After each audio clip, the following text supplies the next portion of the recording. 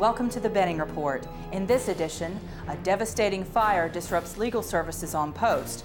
We'll tell you where to go now for counsel. And welcome home, job well done. The 24th Ordnance Detachment comes home. And later, an infantry icon takes residence at the new National Infantry Museum.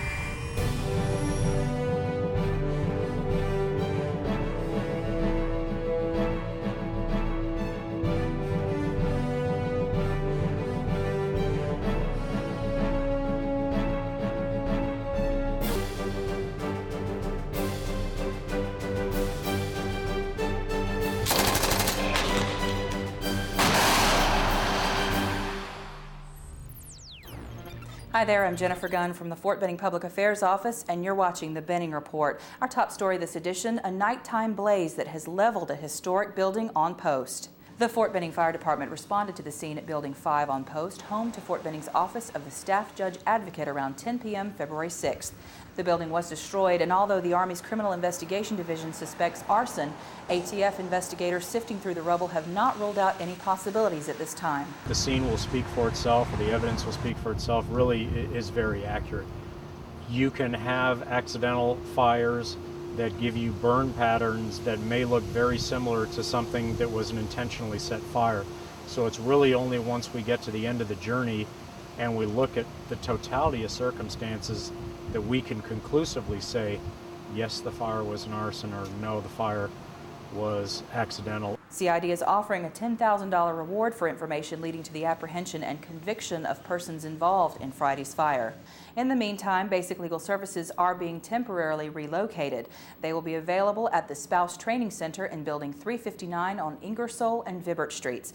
And other legal services, to include the Administrative Office, Administrative and Civil Law, and Criminal Law, will relocate to Building 4, Infantry Hall, on the 4th floor. SJA has established a hotline for clients who have legal questions at 706-626-1245. Some welcome news for Post is a welcome home ceremony for our 24th Ordnance Detachment.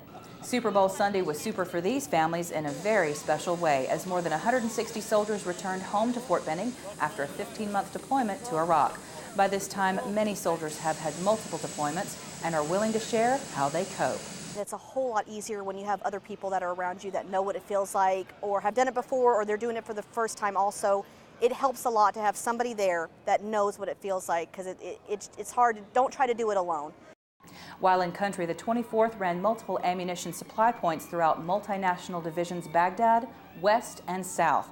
The unit completed this last deployment without any major accidents or injuries, and of course that makes all these families very happy and proud.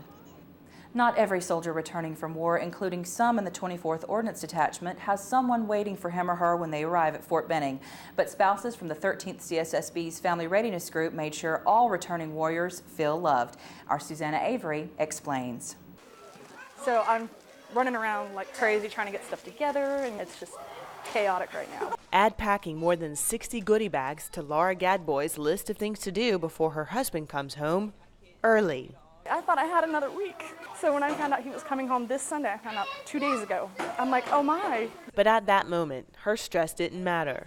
What was important to her was taking care of all the single soldiers in the 24th Ordnance that also came home with her husband. There are soldiers too. I may not be married to all of them, but there are soldiers too.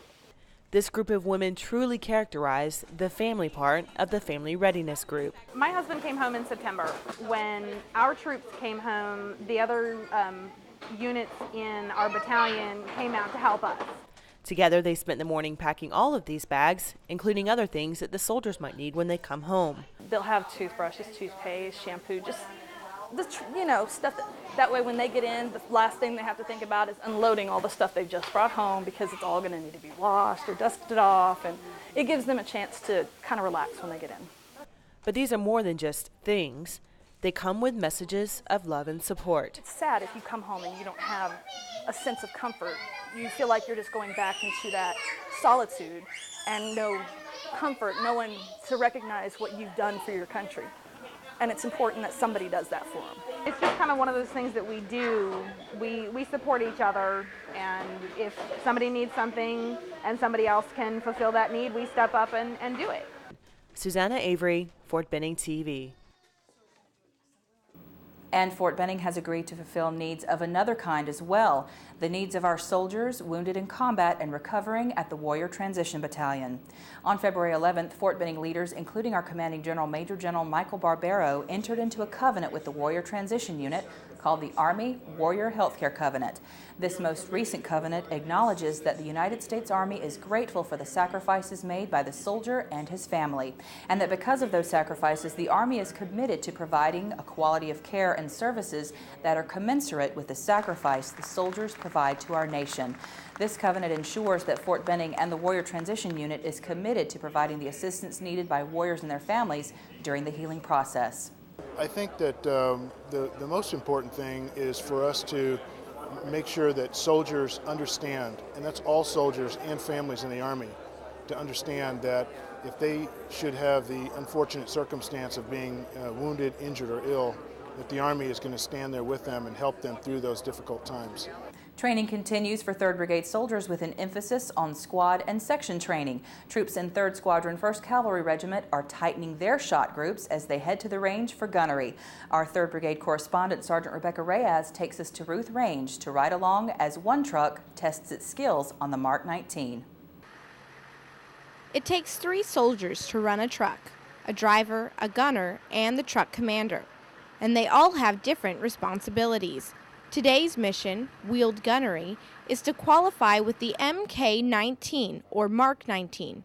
For Bravo Troop Section Leader, Staff Sergeant Daniel Malubag, that means guiding his soldiers on the range and making sure that everyone does what they need to do to shoot their targets in a timely manner.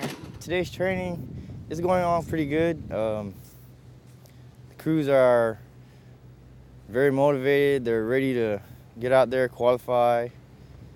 Sergeant Basilio Medina has been a gunner for more than 3 years, and he says you just have to stay focused and know the weapon. The most challenging part is trying to get myself refamiliarized with the Mark 19, working it with the TNE, and I see how my TC was calling engagement techniques, how he's working with the driver, helping me as a gunner. You know, hopefully one day when I be able to become a TC and have my own crew, hopefully I can, you know, establish the skills that what he taught me and the skills that he has, and you know, keep that going on, so forth and so forth, you know, to make this Army better. The crew was presented 8 different targets in 6 different scenarios and successfully destroyed 7 of them.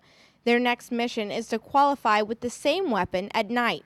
Reporting from Ruth Range for Fort Benning TV, I'm Army Sergeant Rebecca Reyes. Kill. Stick around when we come back. Live Fire introduces us to a new breed of military working dogs.